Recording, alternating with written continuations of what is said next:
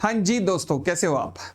भाई एक बहुत कुछ क्वेश्चंस आ रहे हैं बच्चों के कि सर क्वेश्चन नंबर 8 को इलेबोरेट कर दो। जो आज का जो मेरे पास सेट आया जो बच्चों का, उसमें ये डिपॉजिट का क्वेश्चन था जिसमें rate of interest pre mature payment हो रही थी डिपॉजिट की। तो कुछ टीचर्स भी अपने अपने यूट्यूब पे पढ़ा रहे हैं कि नहीं जी इसका आंसर करेक्ट आंसर 11 महीने होना चाहिए और हमने कराया 13 मंथ, और मतलब अलग अलग व्यूज आ रहे हैं। देखो जी, मैं पहली बात तो ये कह देता हूं कि कंटेस्टेबल है, हो सकता है। अब आईसीआई का व्यू हमें देखना चाहिए, बट फिलहाल मैंने 13 मंथ क्यों लिया उसके पीछे के सारे रीजन मैं आपको बता देता हूं। पहली बात, मैं strictly as per the law की लैंग्वेज चलता हूं, उसके इंटरप्रिटेशन से चलता हूं।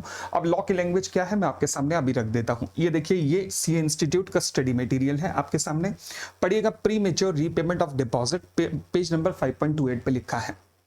कहता है after the expiry of the 6 month but before the actual date of the maturity if the depositor request for the prepayment then the rate of interest payable, word देखना, shall be 1% less than the rate which would be payable for the period for which, अब शब्द ध्यान से, the deposit has actually run, यानी कि जिस period में deposit actually run हुआ है, मेरे केस में कब हुआ है 1 मई से लेकर 31 मई तक, 13 महीने का हुआ है रन। तो डिपॉजिट जिस पीरियड में रन हुआ है उसका उस पीरियड में -1% कर देना। तो मैंने 10 minus 9 is equal to 10 minus 1 is equal to 9% कर दिया। ठीक है, आगे कहता है if this period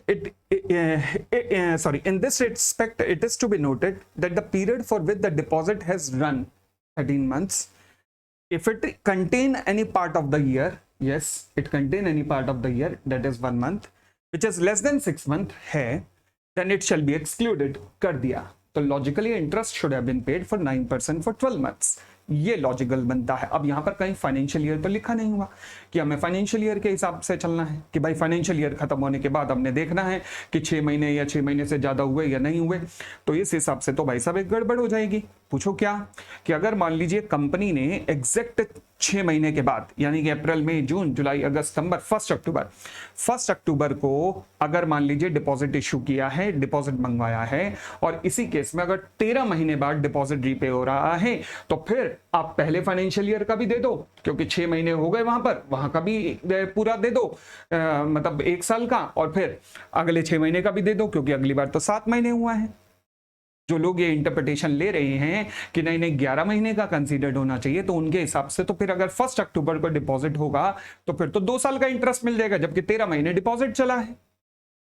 तो इसलिए मैं कहूंगा कि लॉजिकल इंटरप्रिटेशन जो ज्यादा बनती है वो 13 मंथ का इंटरेस्ट पहली बात आना चाहिए, क्योंकि उन्होंने ना पूछा इस पैरा पे, अब वो ये सेकंड वाले पैरा पे गए नहीं कि in which the deposit has run 6 month और 6 मंथ से ज्यादा या 6 मंथ से कम, वो उस पर गए नहीं, उन्होंने पहले पैरा पे सवाल बना दिया। बस बात समझ आ रही है? अब कई मैंने देखा, अभी बच्चों ने क्लिप देखी, वो एक टीचर कह रहे हैं नहीं जी ये तो इंस्टीट्यूट पहले भी पूछ चुका है सवाल।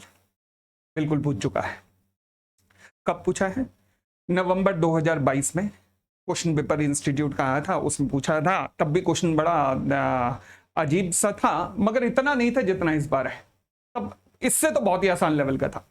और तब एक्चुअल में क्वेश्चन मुझे कैसे पता लगा था, जब बोर्ड ऑफ स्टडीज में शायद इसका सजेस्टेड आंसर बन रहा था, तब भी उनका कॉल आया था मेरे पास कि सजेस्टेड आंसर बनाते हुए वहां से कंसर्न एक फैकल्टी का कॉल आया था कि सर इसका आंसर हमें समझा दीजिए कैसे बनेगा।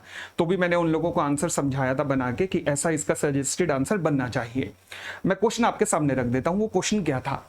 वो क्वेश्चन कुछ इस प्रकार था, ये रहा क्वेश्चन, ये नवंबर 22 का क्वेश्चन है। ये Dresswell apparel limited has accepted deposit 50 lakh का पब्लिक से 1 अप्रैल 2021। लो जी, यहां तो बखेड़ा ही नहीं होगा।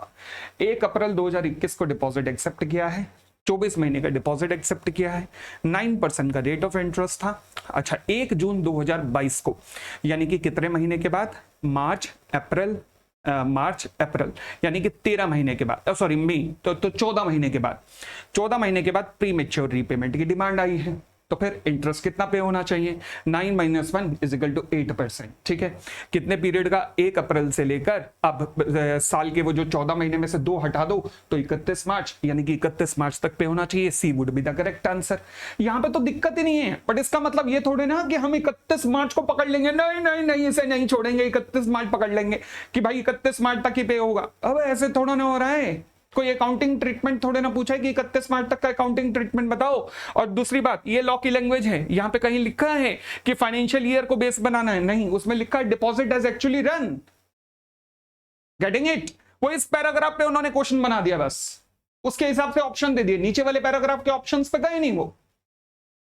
तो logically the correct answer should be C, 9% for a period of 13 months.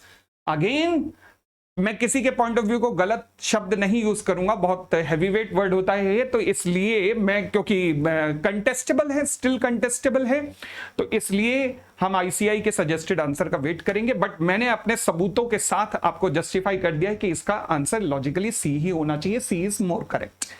Thank you, bye bye, I think it is clear now. Thank you. But आप लोग जो सितंबर वाले हो, जो पेपर दे के आए हो, भाई साहब आप अपने अगले पेपर पे आप कंसेंट्रेट करो, जो बीत गई सो बात गई। चलिए, थैंक यू।